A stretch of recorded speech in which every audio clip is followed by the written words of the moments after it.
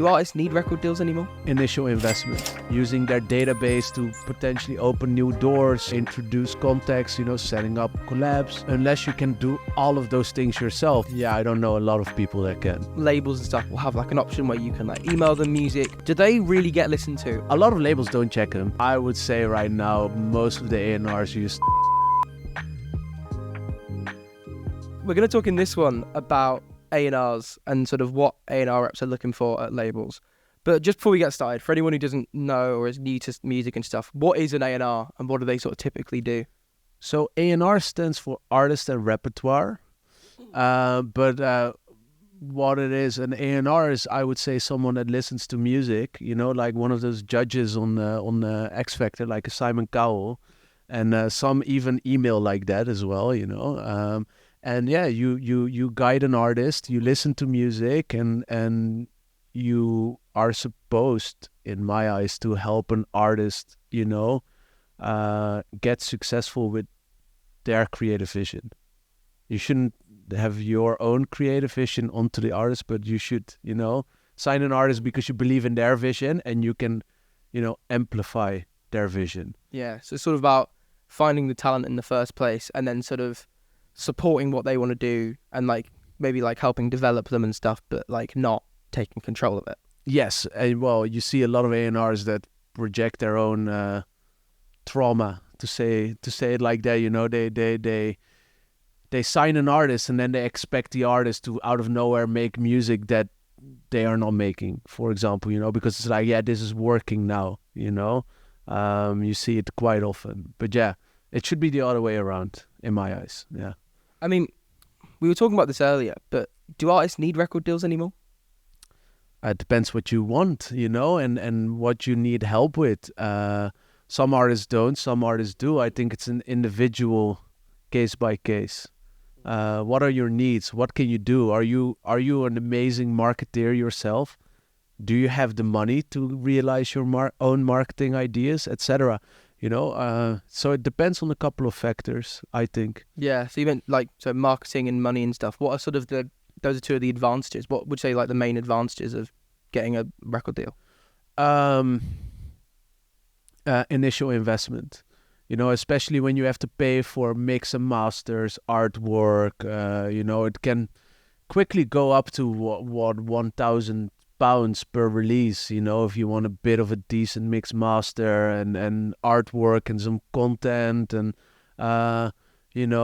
unless you can do all of those things yourself, of course. But I don't know a lot of people that can.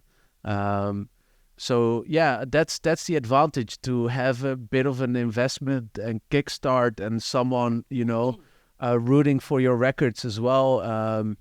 Using their database to potentially open new doors, introduce contacts, setting up collabs. There's a lot of advantages to it as well. Yeah. What are some of the disadvantages? If you sign a bad deal, I would say.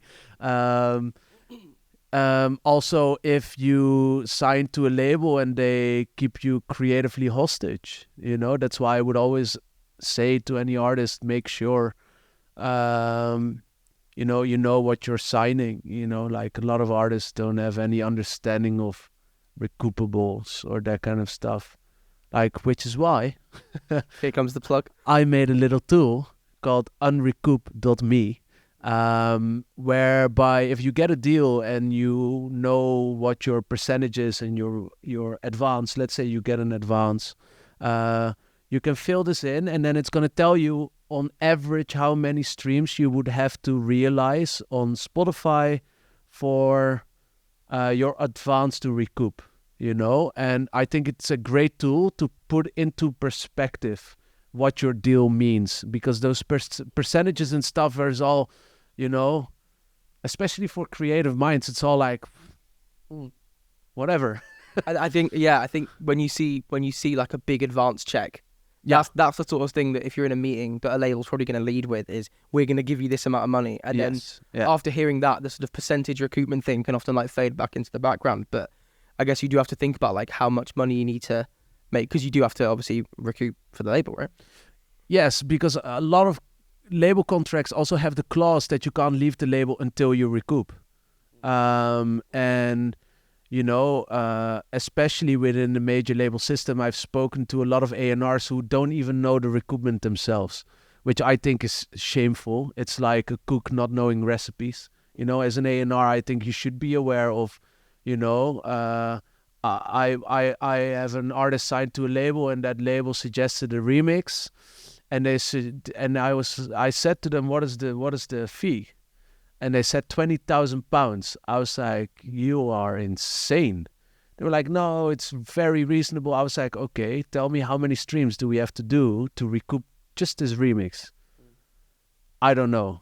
I was like, you work for a label. How can you not know? It's like if you are working in a restaurant and I ask you, how much is the wine? And you say, I don't know. Who's supposed to know? Me. You work there, right? You should be able to tell me. And I told him, well, I can tell you it's around 68 million streams. Do you think this remix is going to do 68 million streams? Yes, I'm confident, blah, blah, blah. I think the remix is now like maybe, I'm going to give it a stretch, 3 million. We've got 65 million to go. Keep the countdown going. Yeah, But yeah, you mentioned earlier there are a lot of advantages to being signed. If you can sort of sign a deal that works for you and that isn't going to sort of leave you trapped in a label for years. As someone who's been an A&R for Armada Music in Amsterdam and for Atlantic Records here in the UK, what do you think A&Rs are typically sort of scouting for when they're looking for new talent? I think it depends per A&R and per territory too.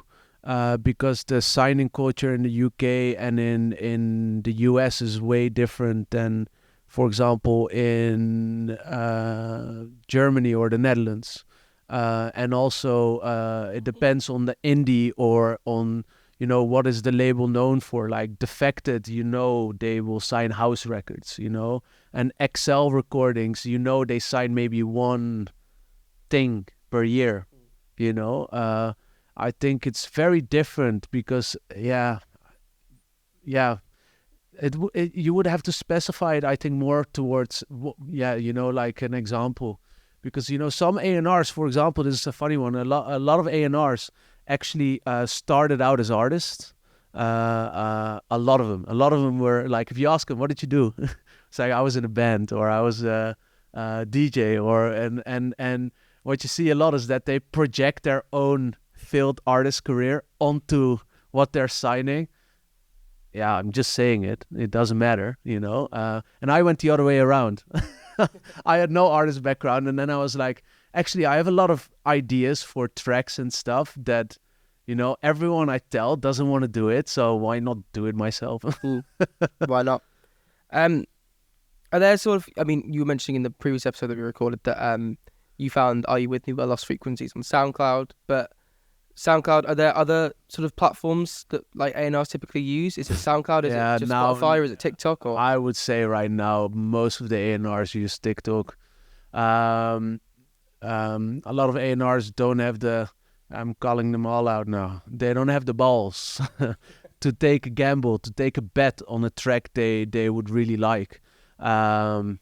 They wait until a track is popping on TikTok, and then they put a lot of money on the table, and that's how they do it. Like, I gotta be honest, like, because with my management company, we manage May Stevens, and she had a pretty big hit with If We Ever Broke Up. But I remember before all of this happened, we sent the music out to several labels who all said no, several publishers who all said no. So yeah, but it's a weird one. Like, I just did a track and it got rejected by a lot of labels because it was Spanish lyrics. And I said, I was like, you know what? I bet you if I make it go viral on TikTok, all of the same labels will not care anymore that it's Spanish lyrics. Yeah. I was about to ask that actually with the May Stevens track that went really viral on TikTok. Those same labels that you were pitching to before, did any of them come back? Yes, all of them. All of them? All of them. All of them. Wow. One thing I think a lot of people that I know would really want to ask an A&R, which is why I'm going to ask you now, is that a lot of labels and stuff will have like an option where you can like email them music, or you can like drop a demo on their website or something. Do they really get listened to, or is that a bit of a placebo effect myth thing? Some do, but I know a lot of, like, let me be honest, when I was working at Armada, it was sort of like almost a punishment if you had to do the demo inbox, because I'm sorry, a lot of it was really bad. It was really swimming through a sea of garbage. Hence saying there have been tracks that have been signed out of the demo pool, but I know with other labels, it's probably even heavier what they receive, like they probably get even more demos. So a lot of labels don't check them. I know this for a fact. And I would say if you want a tip in sending it, don't put too much information. A lot of people, when they send a track, will tell a whole backstory and everything. Frankly, I'm going to be blunt and honest. I don't care where you grew up. I will start caring when I click on the link and I listen and I like it. Then let's get into who are you, But when I have to check, I have an hour to check music and I have to go through a lot of music. I can't read a Wikipedia article on everyone, And that's not because I don't, I don't want to get to know, but I don't have. And that's the same for all A&Rs. A lot of A&Rs don't have the time to read your whole backstory and why you created music, like just go, hi, I hope all is well, hereby a new track for your consideration, put the track link, make sure that it's SoundCloud or Dropbox so you can easily listen to it. That's it. I suppose if A&Rs was being sent one track a day, they'd probably listen to them all and probably read any bios and stuff, but that's just not the case, is it? There's so much stuff getting sent. Yes, but that's why keep it short, keep it brief. Don't send 10 tracks, just send 3, for example, to start with, your best ones, even one, send your best one, and from that moment they might say, oh, I dig this, can you send more? Yeah. Then you've got their attention. But it's like, if I would walk up to you on the street and I directly start rambling my whole backstory, you would also be like, what's going on, right? Yeah, I think a lot of people think that you almost need to like get them invested in the story of who you are. And I think that can work in different contexts. Like having like a good bio and stuff can be really important. Say if you're trying to like get a gig and there's a lot less competition for a gig than there is like music being sent to a label, that can work. But I think have a one sheet. Have a one sheet, have a PDF that you can attach in the email, so that when someone is interested, they can just open the PDF and then read about you. Because the thing is, what is the first way to pique interest? It's with music, and then obviously if you have cool stuff to mention, if you've supported Ed Sheeran, yeah, of course, to say it, those are key details. But a lot of the emails are really irrelevant information, Does it matter for me that you started playing piano when you were 8? Probably not. No, like... One thing I was going to ask about actually is live shows. Is that something where you or other people as an A&R, is that something where like you might go to a live show to like scout music or? Oh yeah, absolutely. Well, it's definitely one of the old school ways, and I think it should be done more because...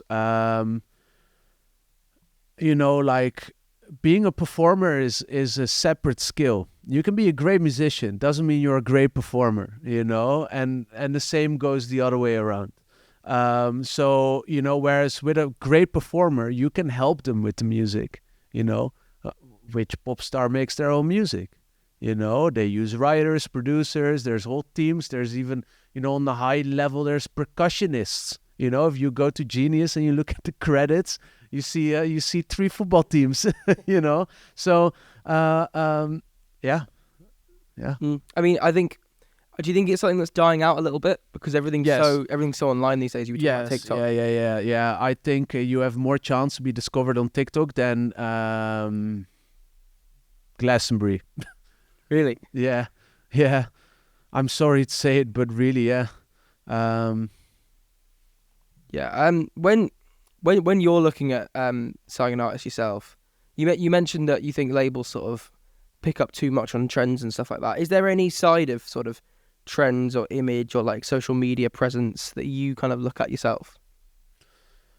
Well, yes, but for me it really is the music, because with everything else you can adjust. Like I said, some people are amazing musicians but aren't great performers. But then you do something around their performance. You can fix those things. So for me, it really starts with the music. And of course, if you have a great social media presence, it helps. All things help, but it could also be that you're great with visuals. It could be that you're great with something else. But those are not keys or deal breakers. Because if someone isn't good in social media, yeah, you get the help you need. If you believe in their music, you can fix the social media. Yeah. And then this is going to be a difficult question. I'm going to warn you in advance. Because we talked about like the different factors that people look into, but just in like the music, what do you look for in a song? Uniqueness. I like it when it stands out. I like, great concepts. It's a package of multiple things. For me, I don't need every song to be catchy, for example. It's really like, I just see if it triggers me, if it grabs me. That's all I do. I just sit there, I put it on, and I just go with my gut feeling. So it's really hard to say what I look for, but make it unique, Yeah. I don't want a copycat, because, you can try and copy Lady Gaga, but will you beat her? I think not. Probably not, yeah. I mean, I think that's something that happens. It's happening more and more, though, because, I mean, you mentioned that like a lot of major labels are looking on TikTok and stuff, and a lot of people are sort of seeing an artist, like a particular style of music or something, go viral and sort of leaning into that trend. Do you think that can be a good thing, or is that always a bad thing, sort of lean into a trend like that? Well, it can work. You can be the second best in something. Yeah, that can still work out great for you. But I think if you wanna, as an artist, if you wanna have a legacy, Van Gogh had a legacy. Why? Because he was unique. And it's Van Gogh, by the way. Picasso has a legacy. Why? Because it's unique. Who is the ripoff of Picasso? We don't even know.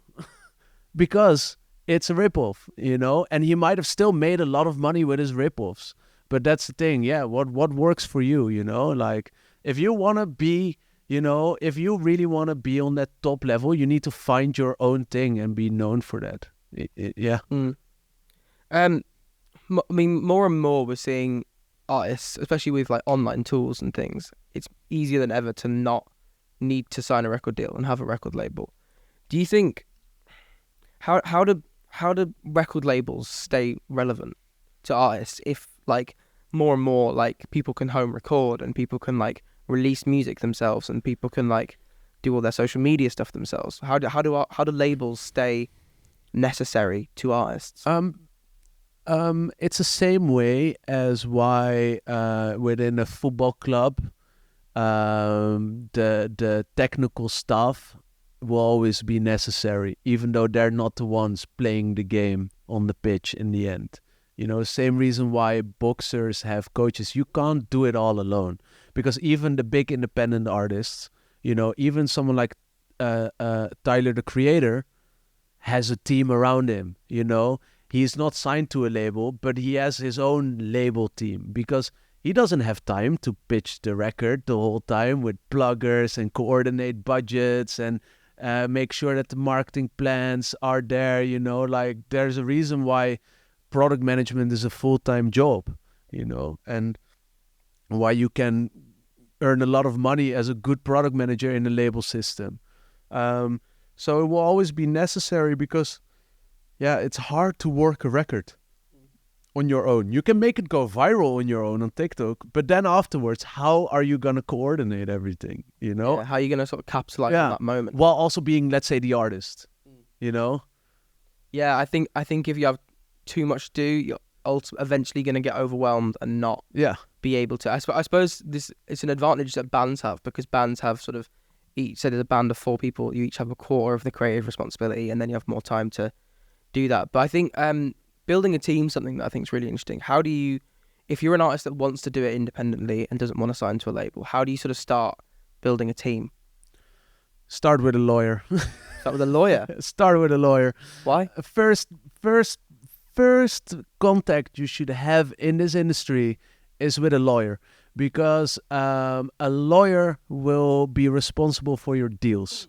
And it might sound like an expensive thing at first. It's an investment. When you're a starting artist, lawyer is an investment. It's the same like opening a restaurant. You need pans, right? Well, the lawyers is your first kitchen tool, because when you meet a manager, that can all be, yeah, cool, we're gonna do this. But how many artists have said they've been screwed over by their manager? If they had a lawyer that would have checked their management agreement, you know, a lawyer will do all your deals, and it starts with the deals, you know.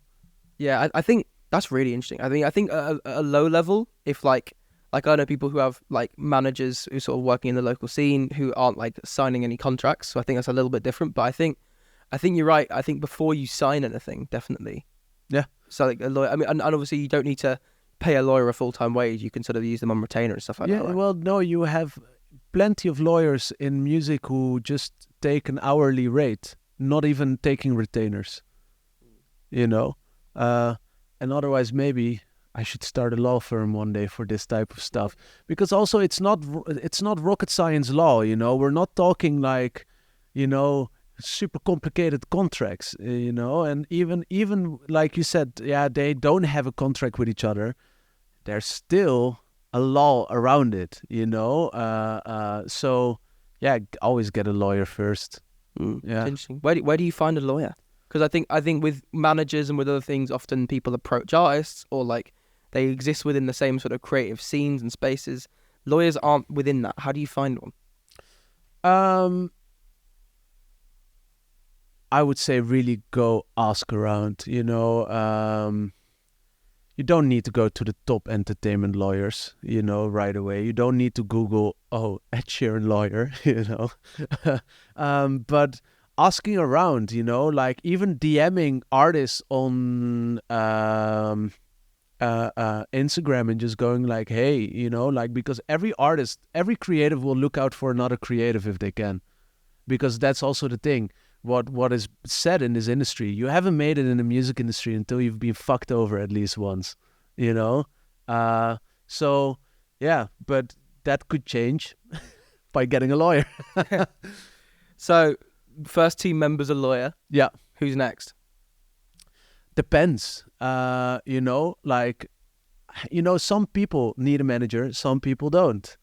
Some people are very independent, you know, like they are very decisive themselves as artists, and others are more like, I'm doing music and I need a police officer who fixes everything else, you know. So depending on your needs, I would say after legal, I would say whatever suits your needs. Like, I mean, like, what are some of the specific roles that you might want to? Because I suppose police officer is a bit of an interesting one, but I suppose for most artists, would it be something sort of in the marketing space, or like press, or a manager? I would say press is not really worth it unless you have something to say, you know. And that's also the thing. You can get into the press by, you know, you don't need a PR agency to reach press, you know. If you do something, you know, you will. That's crazy enough. You will also reach the press. You know, we've seen plenty of artists reach the press. Like, I don't think Lil Nas X hired a PR agency, you know, for his press. But, you know, I would say a manager is a pretty good second option, because a manager is pretty much there to open new doors, lay connections, you know, also help you with deals and everything, of course. So a manager could be definitely a good one. And then you have a lot of different types of management. Management is a bit like dating, you know. Everyone has a different need in a partner, you know. You can't just go like, great manager, great artist, now kiss. you know. I mean, you mentioned yourself doing some management work with your company, right? Yeah. What do you think makes a good manager? I know it'll obviously depend on the artist. It's happy artist. I think look, a manager is only as good as their client.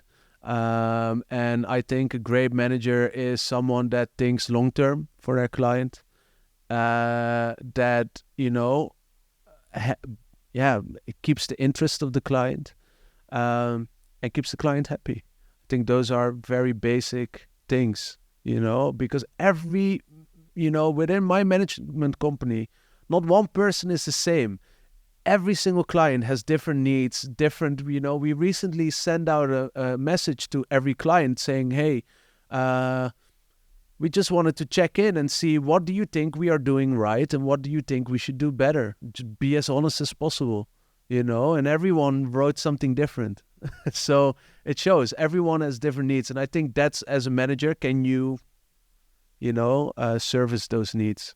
Do you think, just to wrap this episode up, do you think, if you think about sort of being that independent artist and building your own team, or signing a record deal where they can put a bit of a team in place for you and make some of those connections, if you were an artist just starting out today with no experience in music like you have, what do you think you'd do based on what you know now? First find, like I said, a lawyer. And then second, I would, find an accountant probably. Accountant? Why do artists need an accountant? Because why are you doing this if you're not getting your money properly? You know how much money gets uncollected every year at all societies? It's an insane amount of money, like millions a year goes uncollected. A lot of people know that I speak to. I'm like, who collects your neighboring rights? They're like, you mean my publishing? I'm like, no. Those are two separate things. Your neighboring rights, I have no idea. Whereas in some countries like Japan, your neighboring rights only stay 1 year. After 1 year, it just goes in the treasury. They go, thank you very much. We'll take that. Yeah, for your kind donation. Well, imagine you have, like, because Japan is one of the 5 music markets. You have US, UK, Germany, Japan, and I believe France. Those are the top 5 music markets. Well, that shows if you have a hit in Japan, that's a lot of money down the drain. Really interesting. Thank you very much for coming on again. No problem. Just to wrap things up again, tell me a bit more about unrecoup.me. So when you get a deal from a label, this is label only, no publishing.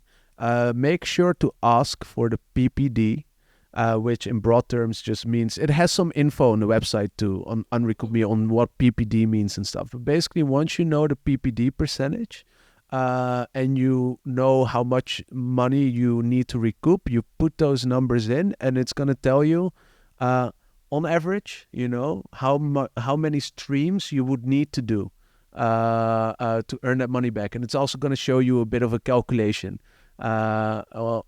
So yeah, check it out. It's an easy tool. Yeah. Only £1,000 per try. No, it's free. Yeah, link will be in the descriptions. Check that out. But yes, thank you very much for coming on. Yeah, no problem. Thank you for the invite.